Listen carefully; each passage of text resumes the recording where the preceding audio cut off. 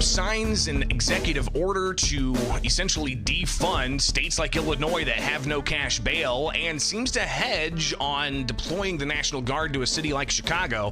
Figured it was appropriate that we talk to somebody who's in law enforcement, but also as a representative in the Illinois legislature. State Representative Patrick Sheehan joins us here with Illinois in Focus Daily. I'm Greg Bishop, editor at the Center Square, Illinois, where you can get the headlines.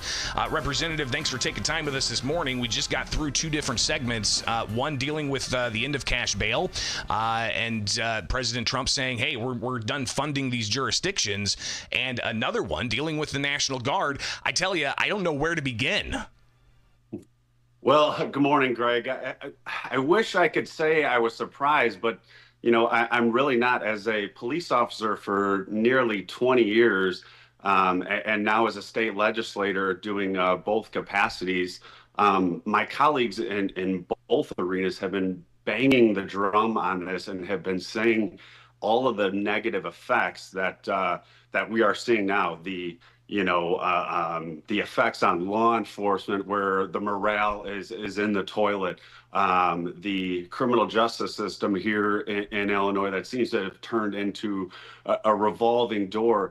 And it seems that it has just left victims in its wake. And I speak with victims on a daily basis through the police department. We've had press conferences that you've been a part of down in Springfield, and they find the lack of peace and justice when it comes to the cashless bail and the Safety Act here in Illinois.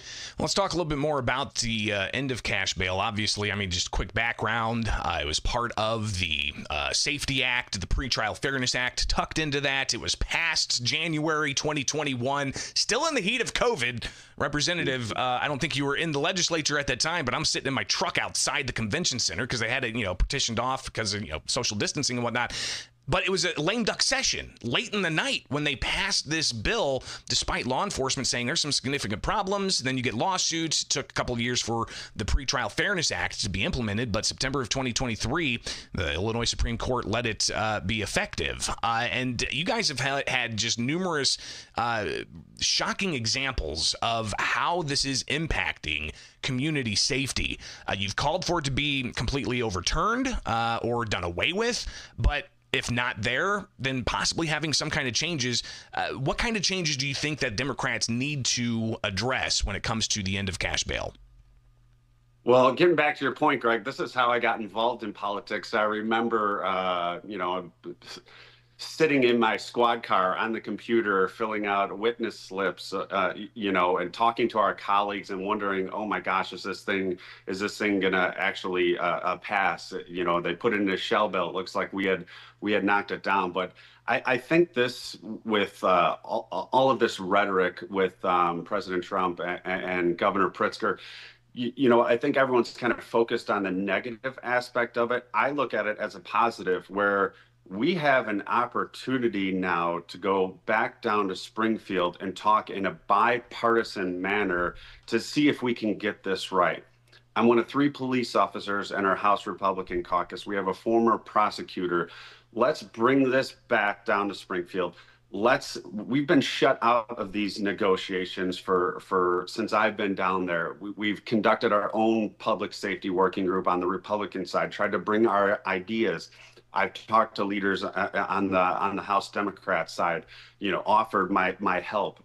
Hey, please get me involved. Use my experience. Let's try and get this right. I think this is an opportunity. Bring our caucuses together. Let's sit down at the negotiating table. Let's bring the chiefs of police, the sheriffs, the FOP. Let's bring the pretrial fairness group to the negotiating table, the ACLU, and let's hammer this out. Let's get this right. Let's do this in a bipartisan manner, because Illinois deserves to be one of the safest states out of all 50.